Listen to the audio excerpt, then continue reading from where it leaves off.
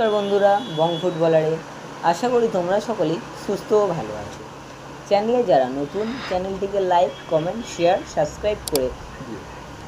যেহেতু তোমরা এখানে তোমার প্রিয় দলের সমস্ত রকম আপডেট পেয়ে যাবে, তাই চ্যানেলটিকে সাবস্ক্রাইব করে চ্যানেলটির পাশে থেকো।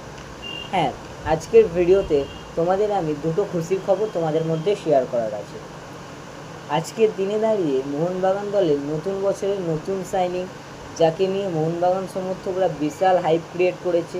হ্যাঁ, সেরা সাইনিং আমাদের অভিষেক সিং। সে কিন্তু অলরেডি কলকাতায় এসে গেছে। বিকালের ফ্লাইটে সে কিন্তু কলকাতায় পা দিয়েছে।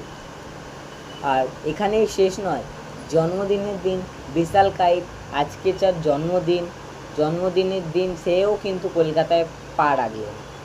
নতুন মরশুমের জন্য, ম্যাচ খেলার জন্য, নতুন সিজন কাটানোর জন্য কলকাতায় চলে আসলেন বিশাল কাইপ। এবং নতুন সাইনিং অভিষেক সিং, সেও কিন্তু কলকাতায় পা রাখলেন। তো এক এক করে সবাই চলে আসছে এবং ডুরান্ড কাপে কিন্তু মোহনবাগান খুব সিরিয়াসভাবে নিচ্ছে। ডুরান্ড কাপে কিন্তু প্রি সিজন হিসাবে দেখছে। মোহনবাগান দল কিন্তু ডুরান্ড কাপটাকে একটা প্রি সিজন হিসাবে দেখছে।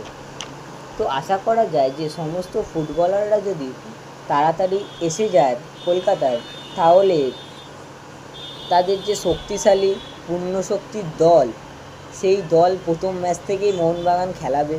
তাহলে কিন্তু তোমরা সব প্লেয়ারদেরই খেলতে দেখতে পারবে। সবথেকে বড় খুশির খবর, অভিষেক সিংয়ের অফিসিয়াল অ্যানাউন্সমেন্ট না হলেও অভিষেক সিং কিন্তু কলকাতায় চলে এসেছে।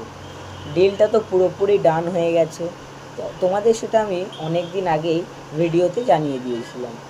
যাদের মনে এখনও ডাউট ছিল তারা জেনে রেখো, কলকাতায় কিন্তু অভিষেক সিং এসে গেছে।